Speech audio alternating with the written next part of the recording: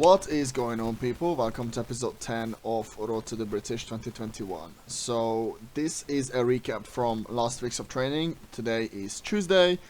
Unfortunately, over the weekend I had a lot of other stuff to do, which meant I couldn't get this video out on time.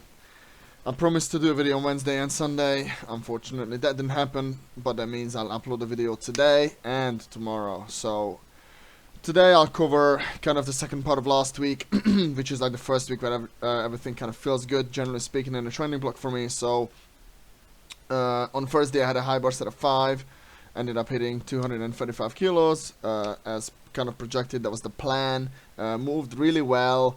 Felt heavy, to be honest, but I was just able to kind of move through the motions and do what I needed to do, which is very good. That's kind of where I want to be anyways at this point in time. Given Monday's squat session is good, Thursday we kind of have to re-gauge everything, and that's just how it is. So 235 moved good. Then I had back of sets of 9, which I ended up doing with 180, 190 and 200 kilos. Those back of sets felt absolutely phenomenal. Like, my squat just feels the best it ever has by a country mile. Honestly, it's amazing. So happy about that. Also, I've been doing a lot of additional leg work, belt squats, split squats, all them sort of bits and bobs, which is definitely helping. Legs and back just feels insane. Like, anything I rack, just there's no doubt in my mind that I can do what I need to do, which is very good. 8 weeks out this past weekend, so coming up to 7 weeks out this Saturday. Things are feeling amazing. Bench is kind of a little bit behind, just because squat and deadlift is going so well. There is a lot of fatigue that just makes it very difficult for me to set up a proper arch. But hey ho, it is what it is. Welcome to benching with an arch. I guess there's a lot of things that could affect performance, so that's all good. Still benching 200 twice a week row pretty much, so can't really complain all that much about that either. Body weight is between 99 and 101 kilos for those who wonder. So the strength gain has nothing to do with my body weight, because that I've been heavier than this the last couple of blocks, so I've come down a little bit and I feel better, which always happens anyway. As soon as I start coming down in weight, I feel significantly better. So that's kind of the thing, kind of the way things are at the minute. One thing I wanted to talk about. So Thursday session was great overall. I hit 200. It was trash, but I still did it, which is very good. Still better than Monday's 200 actually, so that's so good. The session was quite demanding. I woke up Friday like sore, very sore, like physically sore. Mentally I was alright. Like, I was kind of. It's really interesting for me, because if mentally I can't switch on for a training session, no matter how good I feel physically, I can't perform the same way. Whereas if I'm physically beat but mentally I'm there, I can kind of push through and do what I need to do. And the plan was to hit pretty much the same as last block on deadlift, 265 for 5. Moved well, like actually probably moved better than last block's 265 for 5 at the same time, but with more pre-fatigue the previous session, so can't really be too mad about that either. And then I was doing my snatch grip deadlifts after with like 170 for 3 sets of 10, I think. You guys will see it later on in this video as I'm kind of going through the sessions. But I tweaked my back, like left SI area, on my first set with like on like the 5th or 6th rep, and I was like, it wasn't bad. It was like kind of this like nervy, kind of like very sudden pain right where the SI joint is, and I was like, oh, here we go, like what is going on here?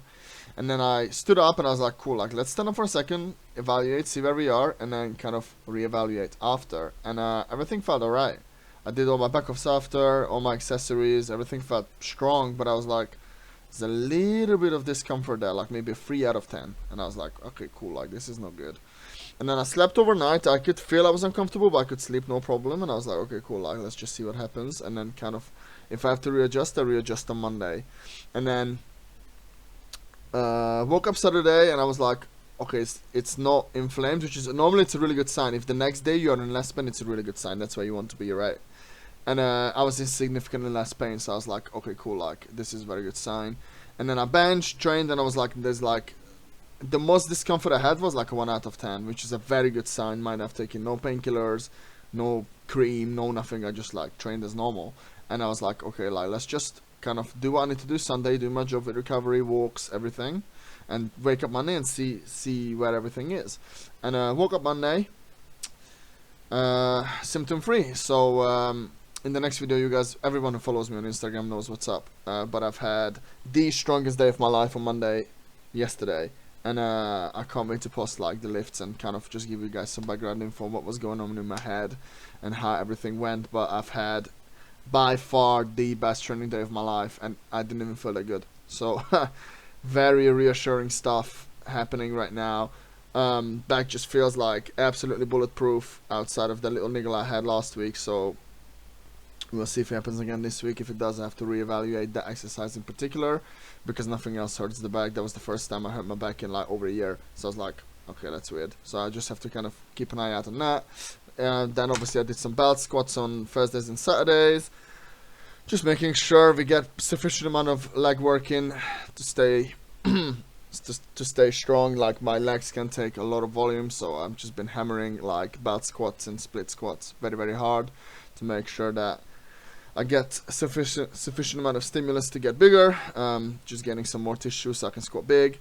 And then I just had some 5-count poses. It's just been, I had to go back to rack height 4 on bench because it just hasn't been working on this low rack height. It's not good for me. But it is what it is. It's just trying to figure out how to get like a good self-on rack. And rack height 4 is the answer, not rack height 3. So it is what it is.